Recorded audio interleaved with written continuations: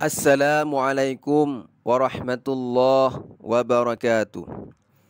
Hamdan syukran lillah, salatan wa salaman ala rasulillah, wa ala alihi wa sahbihi wa man tabi'ah ila yaumil qiyamah, amma ba'. Hamba Allah yang kami muliakan, pada kesempatan ini kami akan menjelaskan tata cara mensucikan najis yang ada di lantai, di kasur, di karpet, dan lain-lain.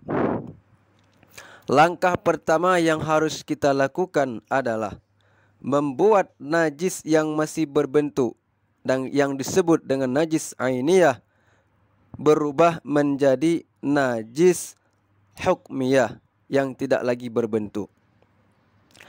Lalu bagaimana caranya? Secara teknis kita harus membuang dan membersihkan najis itu hingga najis itu tidak lagi nampak dilihat, sehingga hilang baunya dan juga hilang rasanya. Untuk memastikan najis itu sudah hilang rasanya, cukup dengan perkiraan saja, tanpa perlu menjilatnya. Nah, di tahap ini mungkin kita memerlukan air sedikit untuk kita siram, kita gosok, lalu kita bersihkan najis yang ada tersebut. Selanjutnya biarkan air itu mengering dan kita tandai di bagian itu yang tadi ada najis, masih ada bekas najis, karena secara hukum tempat itu tetap masih bernajis sekalipun ain najisnya sudah kita hilangkan, karena belum kita tuangkan air yang suci menyucikan. Tadi hanya sekedar untuk menghilangkan benda najis saja. Yang kedua, kita tuangkan air yang suci menyucikan cukup di area najis yang sudah kita tandai tadi. Maka dengan demikian sucilah kasur atau karpet tersebut meskipun air dalam kondisi menggenang di atasnya, tidak diserap ataupun diserap. Tempat tersebut sudahlah suci. Hal ini sebagaimana yang disampaikan oleh Syekh Ahmad Zainuddin Al-Malibari di dalam kitab beliau Fathul Mu'in Bisyarhi Qurratil Ain, halaman 78.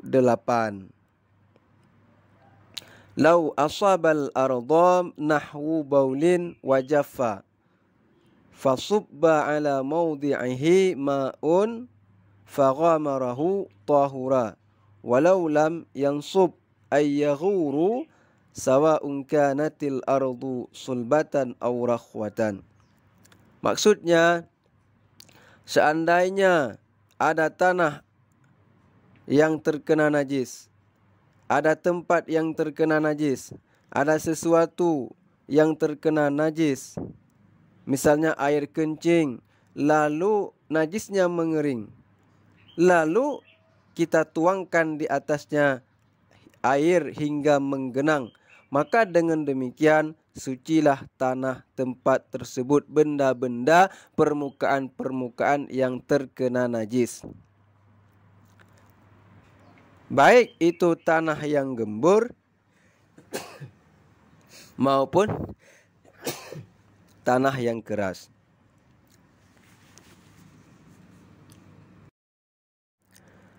Keterangan tersebut berlaku untuk najis yang level sedang, yaitu mutawassithah, seperti ompol bayi yang usianya lebih dari 2 tahun, kotoran binatang, darah, muntahan, air liur yang keluar dari perut, atau sejenisnya. Sementara air kencing bayi laki-laki kurang dari 2 tahun, yang belum mengonsumsi apapun kecuali hanya ASI, ini masuk kategori najis level ringan atau mukhaffafah. Maka najis ini dapat disucikan dengan hanya memercikkan air ke tempat yang terkena najis. Tidak disyaratkan air harus mengalir. Hanya saja percikan mesti kuat dan volume air harus lebih banyak dari air kencing bayi tersebut. Namun bila air kencing itu mengering, kucurkan sekali air sudah cukup untuk mensucikan tempat yang terkena najis bayi yang belum sampai usia 2 tahun yang telah kita sebutkan tadi. Nah, dengan demikian hamba Allah rahimakumullah, bila najis itu memang didapati cuma sedikit, maka kita tak perlu repot-repot mencuci seluruh permukaan kasur, seluruh permukaan karpet, tak perlu mengepel semua permukaan lantai atau mengguyur seluruh permukaan bantal dan seterusnya. Cukuplah saja dengan melakukan 2 langkah ini. Yang pertama, menghilangkan sifat-sifat najis itu terlebih dahulu, lalu kita tuangkan air suci mensucikan di atas area bekas najis, maka dengan demikian tempat itu suci. Demikian, semoga bermanfaat untuk kita semua, karena ini perkara yang penting dan mungkin menjadi sebuah kesulitan bagi ibu-ibu ketika lantainya dikencingi anak-anak. Bagaimana cara mensucikannya? Apakah harus mensucikan seluruh rumahnya, mengepel seluruh lantainya? Maka dengan mengetahui cara ini, insya Allah jadi lebih mudah. Wallahu a'lam bishawab, wa ilaihil marji' wal ma'ab. Wassalamualaikum warahmatullahi wabarakatuh.